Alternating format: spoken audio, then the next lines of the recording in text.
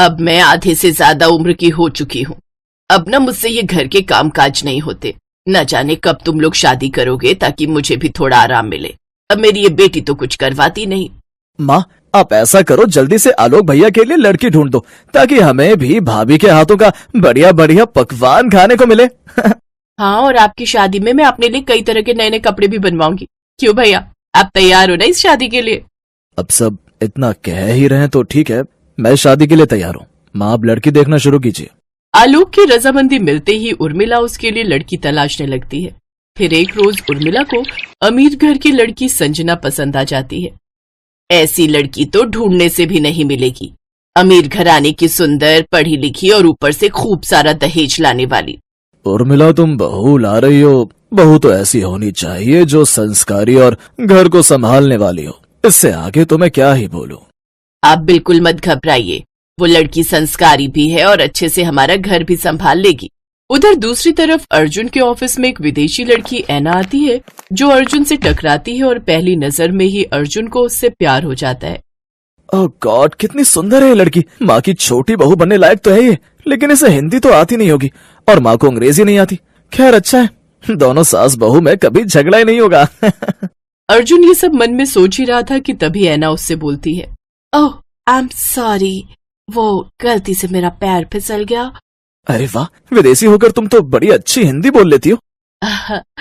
वो एक्चुअली मेरे पापा फॉरेन से थे और मेरी माँ इंडिया से, इसलिए मैं अच्छे से हिंदी बोलना जानती हूँ। वाह भाई, ये तो सोने पर सुहागा हो गया। अब तो लगता है भैया के साथ साथ मुझे भी इससे शादी कर ही लेनी चाहिए। अर्जुन को ऐना से प्यार हो जाता है और ऐना भी अर्जुन को पसंद करने लगती है। कुछ ही दिनों में अर्जुन इस बारे में अपनी माँ से बात करता है। माँ, ऐना बहुत अच्छी है और मैं उसी से शादी करूंगा।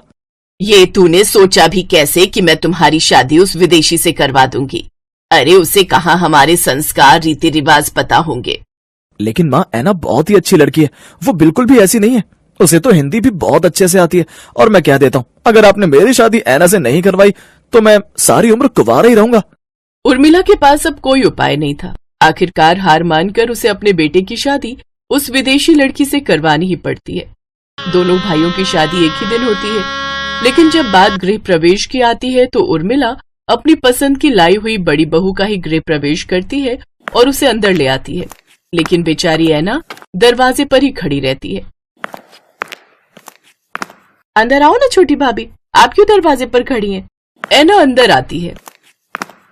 ओ गॉड माँ जी, ये सब रस्में आखिर कब खत्म होंगी? मैं बहुत थक गई हूँ, मुझे कुछ देर आराम करना है अब। अरे नहीं बहू, ऐसी बात नहीं है। अब तुम आराम से जाकर अपने कमरे में आराम कर सकती हो। थैंक गॉड, कम से कम अब थोड़ी देर आराम करने को तो मिलेगा। वो तो आप लोगों का बस नहीं चलता, नहीं तो आप लोग तो मुझे हर वक्त रस्म रिवाज में ही उलझाए रखते। अपनी बड़ी बहू का ये बर्ताव उसकी सास को थोड़ा अटपटा लगा। जाओ रश्मि, अपनी बड़ी भाभी को अपने कमरे में ले जाओ और तू अर्जुन ले जा अपनी बीवी को यहाँ से। अर्जुन ऐना को लेकर कमरे में चला जाता है। मुझे माफ करना है ना, वो क्या है ना, अभी माँ को तुम्हें अपनाने में थोड़ा वक्त लगेगा। कोई बात नहीं अर्जुन, मैं समझ सकती हूँ। ऐना भले ही दिखने में विदेशी थी, लेकिन उसका दिल बिल्कुल हिंदुस्तानी था। वो अपने से बड़ों का आदर करना खूब अच्छे से जानती थी। अगले दिन देशी और विदेशी बहुओं की पहली रसोई होती है।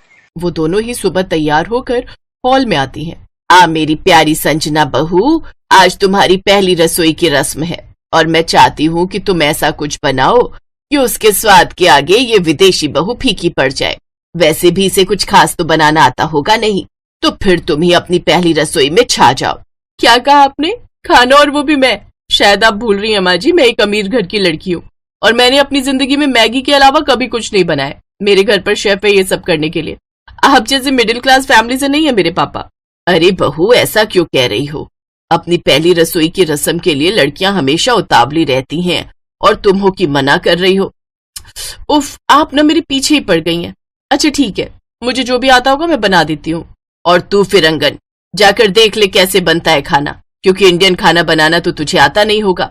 संजना रसोई में चली जाती है। फिर ऐना भी रसोई में चली जाती है। ये फिरंगन तो ऐसे रसोई में गई है जैसे ये भारतीय खाना बना ही लेती होगी। बस ये आज मेरी रसोई को तहस नहस ना कर दे। कुछ देर बाद दोनों बहुएं टेबल पर अपनी पहली रसोई का खाना परोसती हैं, जहां बड़ी बहू मैगी लेकर आती है और खुद ही खाने बैठ जाती है। अरे बहू, ये क्या, इतनी देर में तुमने ये मैगी बनाई है और ऊपर से उसे भी तुम खुद ही खा रही हो। हाँ तो क्या हो गया, और मैंने बनाया तो मैं ही खाऊंगी ना इसे, तुम लोग अपने लिए खुद बना लो। कुछ देर बाद ऐना वहां आती है और खूब बढ़िया पकवान जैसे पूड़ी, आलू की सब्जी, मटर पनीर, हलवा और गुलाब जामुन बना कर ले आती है। ये देख सबके दिल में उसके लिए इज्जत पैदा हो जाती है। अरे वाह, क्या खुशबू आ रही है, लेकिन विदेशी भाभी और वो भी इंडियन खाना, कमाल हो गया। हाँ यार, ये तो उसने मुझे भी नहीं बताया था। लेकिन बहू, तुमने ये सब कहाँ सीखा? मुझे बचपन से ही कुकिंग का शौक था माँ जी, तो मैंने अपनी मम्मी से सीखा है। वाह, जिसे मैंने हीरा समझा वो तो पत्थर निकला, और जिसे पत्थर वो तो असल में हीरा। मुझे माफ कर दे छोटी बहू, मैंने तुझे हमेशा से विदेशी समझकर दुत्कारा है, लेकिन जो उम्मीद मुझे अपनी बड़ी बहू से थी ना, वो तूने पूरी की।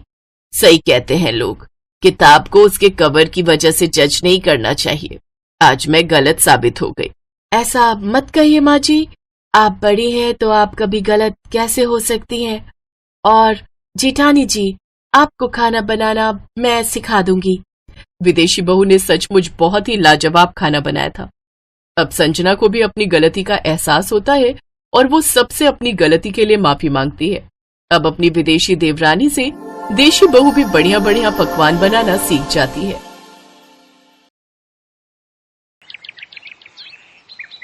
पापा, मुझे आपसे कुछ बात करनी है।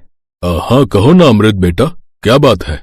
पापा, वो उस दिन आपको याद है जब आप मेरे कॉलेज में आए थे? हाँ हाँ, तो पापा वो मेरे साथ एक लड़की थी जिसने आपके पैर छुए थे। अच्छा, वो लड़की? हाँ हाँ, मुझे अच्छे से याद है, बहुत संस्कारी बच्ची थी। हाँ जी पापा, वही। उसका नाम अलका है। अच्छा अच्छा, हाँ तो क्या हुआ उसे, वो ठीक है ना? हाँ पापा, एक्चुअली वो उसके मम्मी पापा उसकी शादी करने वाले हैं। अरे वाह, ये तो बहुत अच्छी बात है। नहीं पापा, हम दोनों एक दूसरे से प्यार करते हैं और शादी करना चाहते हैं। तो ऐसे कहो ना बरखुरदार, तो तुम चाहते हो कि मैं अलका के घर जाकर तुम्हारे रिश्ते की बात करूं, यही ना? जी जी पापा, बस यही कहना था।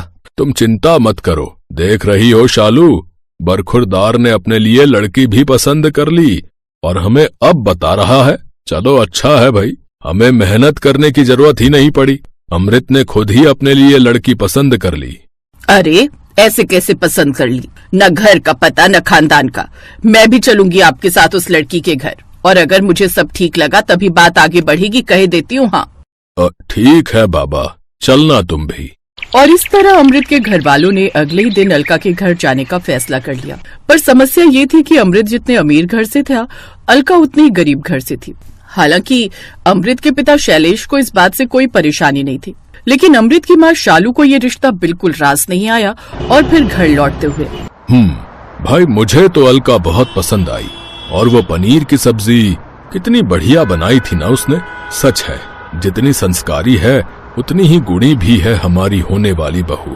पर क्या चार डालोगे उसके इन संस्कारों और गुणों का? अरे उसके बाप के पास है ही क्या हमें देने के लिए? कैसी बातें कर रही हो शालू, भगवान की कृपा से हमें कोई कमी नहीं है, तो फिर तुम ये सब?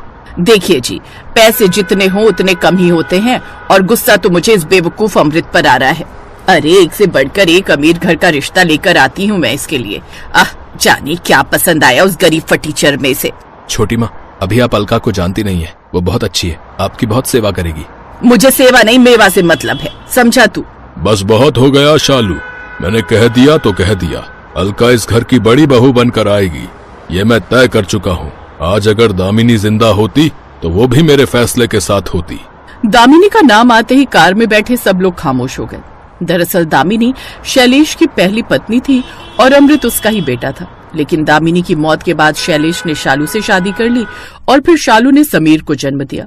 अगले ही दिन शैलेश ने पंडित से मिलकर अलका और अमृत की शादी की तारीख तय करा दी। और फिर अब तो शादी की तारीख भी तय हो गई। तुम खुश तो हो ना बरखुरदार? जी पापा, मैं बहुत खुश हूँ। चलो अच्छी बात है बेटा, अलका बड़ी प्यारी लड़की है, उसका हमेशा साथ निभाना।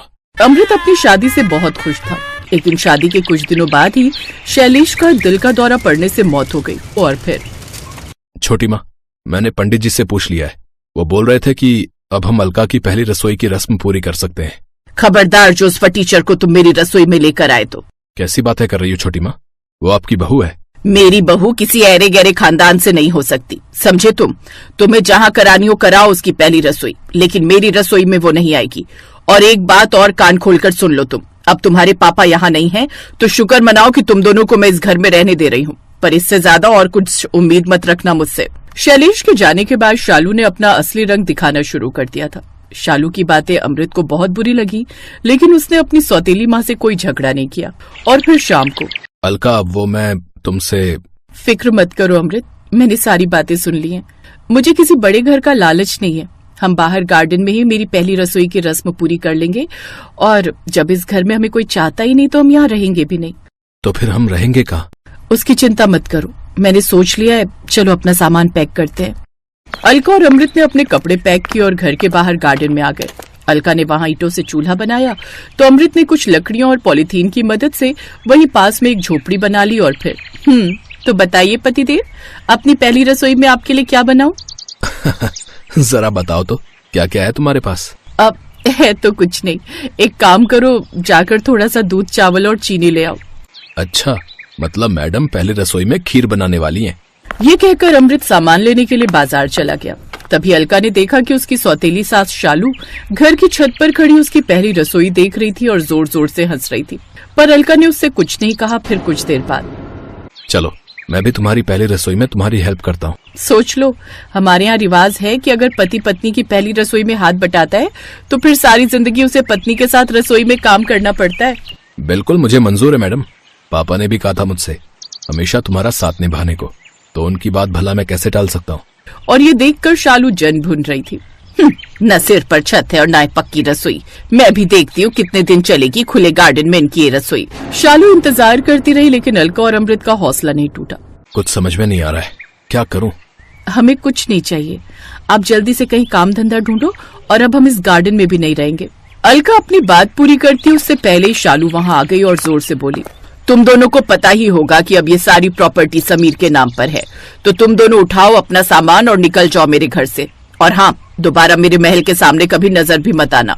लेकिन तभी घर का सालों पुराना नौकर मनोहर उनके पास आकर बोला, मालकिन, आपने ठीक नहीं किया बड़े बाबू को घर से बाहर निकालकर।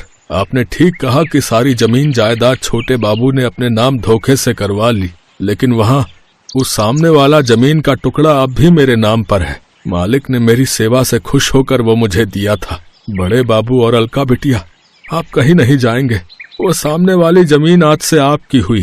पर काका, वो तो पापा ने आपको दी थी ना?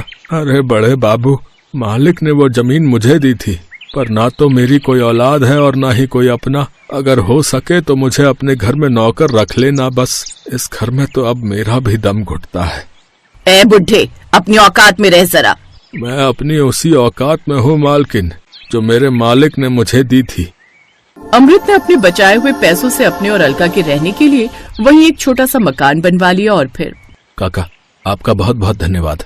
आप न होते तो। मैंने कुछ नहीं किया बड़े बाबू, ये तो मालिक का ही दिया हुआ था, जो मैंने उनके वारिस को लौटाया है। पहले मैंने उनकी सेवा की और अब आप दोनों की करूँगा। नहीं काका, अब से आप हमारे पिता की जगह पर हो। अब हमें आपकी सेवा करने का मौका दीजिए। अलका की बातें सुनकर मनोहर को एहसास हो गया कि उसने बिल्कुल सही फैसला किया था। ऐसे ही कई दिन गुजर गए और फिर एक दिन, आज भी कहीं जॉब नहीं मिली। ऐसे तो काम नहीं चलेगा अलका, जीवन जीने के लिए कुछ तो करना पड़ेगा यार। उसकी टेंशन मत लो, हमारे ढाबे की शुरुआत होने जा रही है मिस्टर अमृत। देखो, तुमने वादा किया था कि मेरी गार्डन वाली पहली रसोई के वक्त कि तुम मेरा हाथ बटाओगे, तो बोलो, बनोगे मेरे ढाबा पार्टनर? अमृत ने आंखों में खुशी के आंसू लेकर हामी भर दी और फिर कुछ दिन बाद उनका ढाबा बनकर तैयार हो गया। अमृत, अलका और मनोहर तीनों जी जान से अपना ढाबा चलाने लगे। और फिर कुछ साल बाद उन लोगों ने शालू के मकान के सामने उससे भी बड़ा मकान खड़ा कर दिया। उधर मेहमान बनकर खड़ी शालू उनका बड़ा सा मकान देखकर जल भुन रही थी। बस फर्क ये था कि अब इससे आगे वो कुछ कर नहीं सकती थी।